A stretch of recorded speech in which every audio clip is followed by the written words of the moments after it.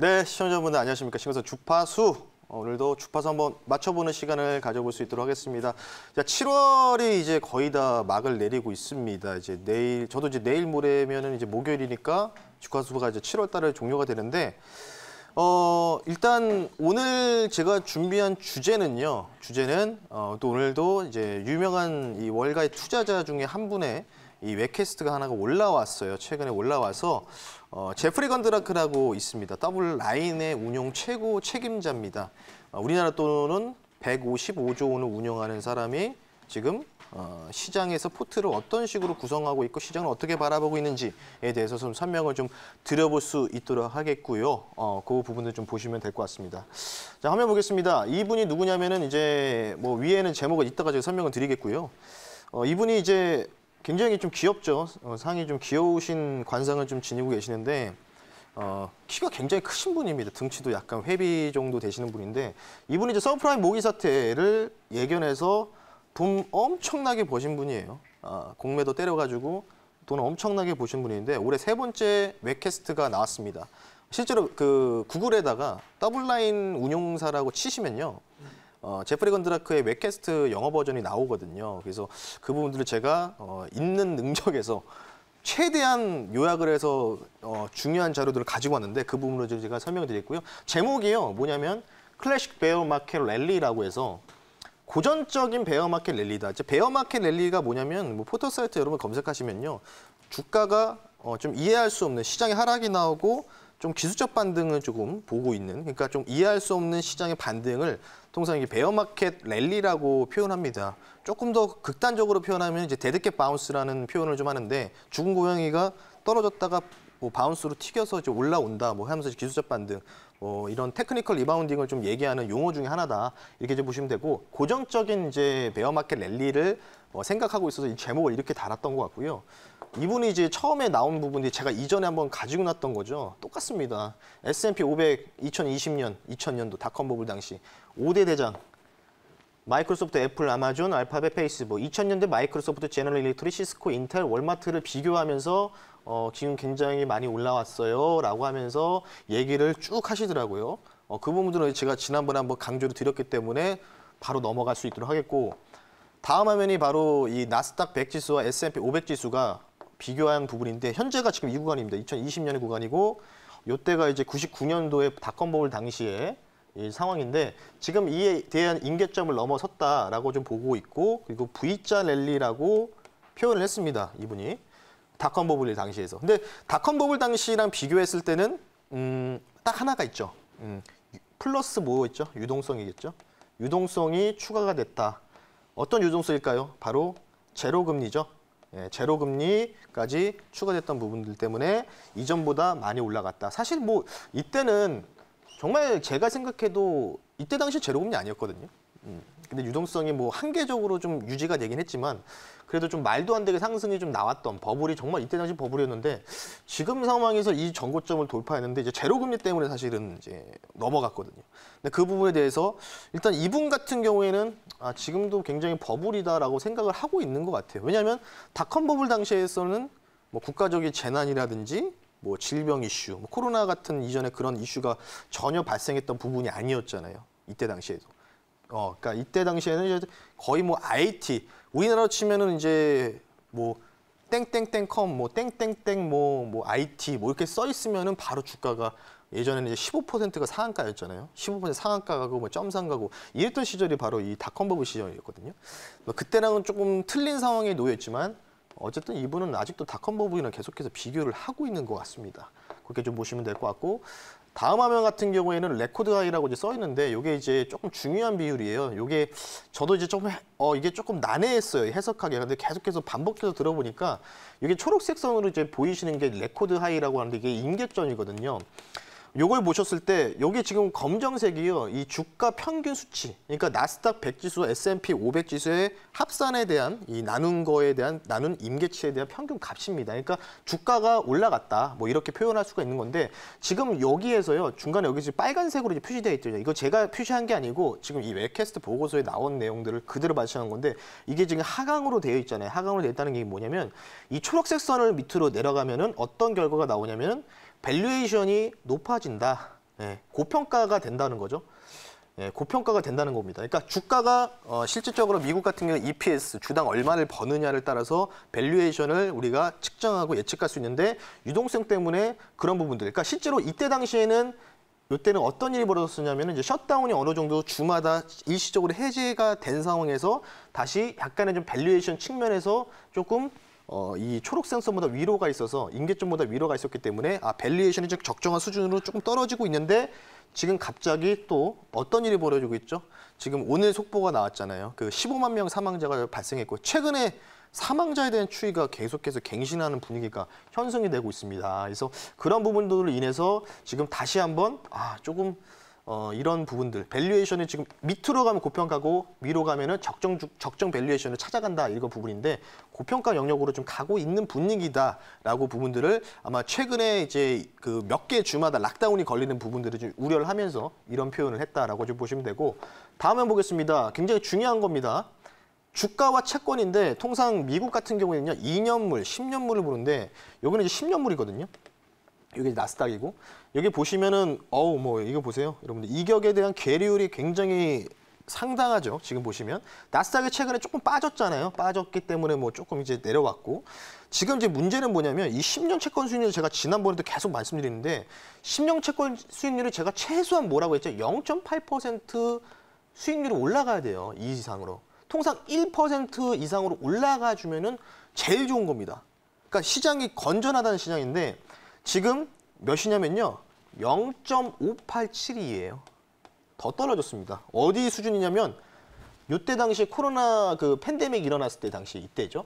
이때는 또 비슷해지고 있다는 얘기예요. 그러니까 물론 이제 유동성 때문에 주가 주식을 사는 사람들이 많고 금 엄청나게 폭등 나왔죠. 은도 금은비 따져가지고 은비율이 좀 높아진다고 해서 은도 폭등 나왔고 그 실물 자산이 지금 다 폭등 나왔잖아요.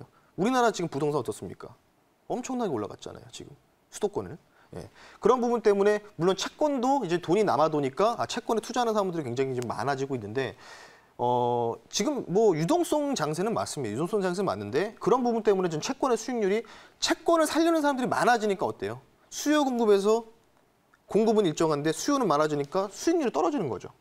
그러니까 통상 수익률, 채권 수익률이 올라가줘야 돼요. 그러니까 미국 같은 경우에는 통상 저는 개인적으로 0.8% 이상으로 채권 수익률이 올라가줘야지만 그래야지만 어느 정도 주가가 계속해서 상승할 수 있다고 하는데 지금 계속 어느 정도 이때는 좀 상승하는 분위기였거든요. 0.7 정도까지 0.6에서 0.7까지 좀 가려고 하다가 다시 좀 꼬꾸라지는 모습이 좀 보였기 때문에 이에 대한 이격에 대한 걱정, 그러니까 조금 비정상적이라고 좀 표현을 하는 것 같아요. 그래서 이런 주요 지표들을 한번 가지고 왔고 그래서 이분이 하려는 얘기에 대해서 말씀드리겠습니다.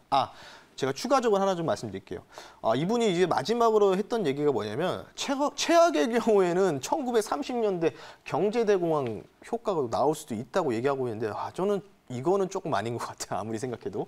근데 이분이 조금 비관적으로 너무 많이 시장을 바라보신 것 같은데 이 정도는 아닌 것 같다라고 보시는데 이때 이제 보시면 여기 이제 나우덴이라고 돼 있고 이제 과거형이죠. 과거.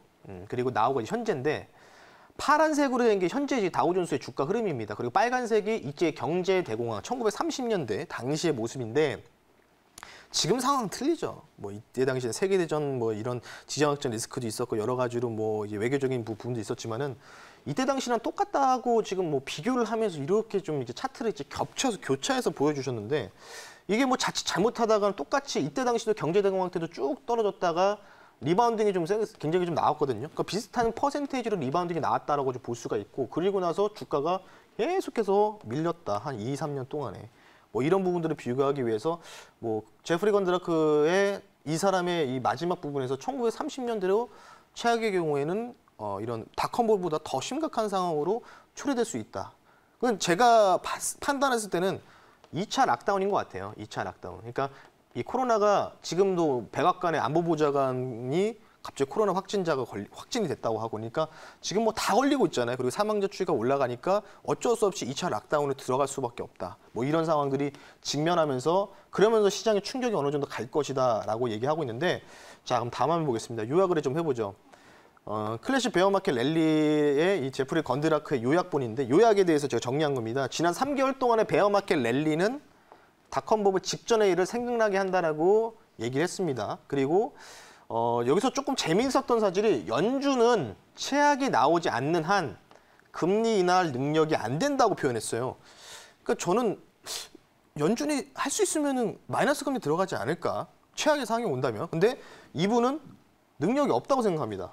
그러니까 뭐 저는 한국 사람이고 이분은 미국 사람이니까 미국에 연준이 있으니까 뭐 이분이 현재 상황을 잘 알겠죠. 그리고 높은 위치에 있으니까 그에 대한 정보도 보일 수 있고. 그래서 아마 이미 모든 도구를 사용한 것으로 보인다. 그러니까 지금 뭐 제로금리 사용하는 거를 다 사용했다라고 얘기를 하고 있는데 이분도 재밌는 얘기를 했어요. 누구는 베어마켓 랠리라고 표현을 하지만 나는 뭐라고 했냐면 곰팡이 랠리라고 표현했습니다. 예. 그러니까 조금 지저분한 랠리다라고 표현했고 조만간 그 끝을 맺을 것이라고 하는데 그 끝을 언제 맺을까요? 그 끝을. 제가 실제로 한 달 전부터 이제 시장에 대해서 굉장히 지표를 가지고 괴리율이 상당하다라고 말씀드리고 유동성 너무 믿지 말라고 했는데도 불구하고도 시장이 계속해서 올라가고 있고 제가 분석할 수 있는 파동의 영역 넘어가려고 지금 거의 다 하고 있거든요. 시간 관계상 이 정도로 좀 말씀드리고 빠르게 말씀드리겠습니다. 지난주 목요일 날 가지고 났던 부분인데 지난주 목요일 날 제가 코스피 200 선물 지수를 분석했던 데이터를 그대로 갖고 왔습니다. 저는 하락이 나왔어요. 실제로 하락이 나왔죠. 나오고 리바운딩이 나왔다가 그리고 재차 빠질 것으로 봤는데 상황이 약간 바뀌더라고요. 여기서 모더나 관련된 임상 관련된 부분들이 손쉽게 해결될 수 있다. 뭐 이런 뉴스가 나오면서 오늘 제가 생각하는 범위를 쉽게 돌파 나오면서 여기를 뛰어넘는 결과가 나왔죠. 이 부분에 대해서 목요일 날 제가 사실 장 끝나고 나서 만든 파동이기 때문에 시나리오거든요. 이 부분은 제가 맞습니다. 제가 틀렸습니다. 그러면 앞으로 어떻게 될 것인지에 대해서 봐야 되겠죠. 다음은 보겠습니다. 저는 엘리어트 파동에서요. 지금 구간이요. 엔딩 다이거널이라고 해가지고 쐐기 파동입니다. 저는 실제로 어떻게 생각했냐면 여기서부터 이렇게 하면서 이렇게 내릴 거로 생각했어요. 통상 엔딩 다이거널이 33333 패턴으로 흘러가거든요. 소파동으로.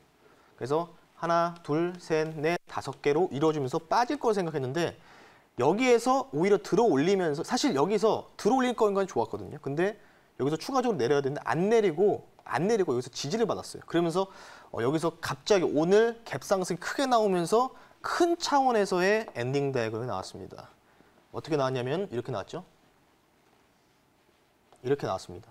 엔딩 다이어그램이 나왔는데 파동을 분석하시는 분들 공부하시는데 아실 겁니다. 엔딩 다이어그널이 굉장히 좀 세게 파동형이라고 좀 볼 수가 있는데 저는 딱 하나만 말씀드릴게요. 이제부터 제 분석 영역은 딱 여기까지입니다.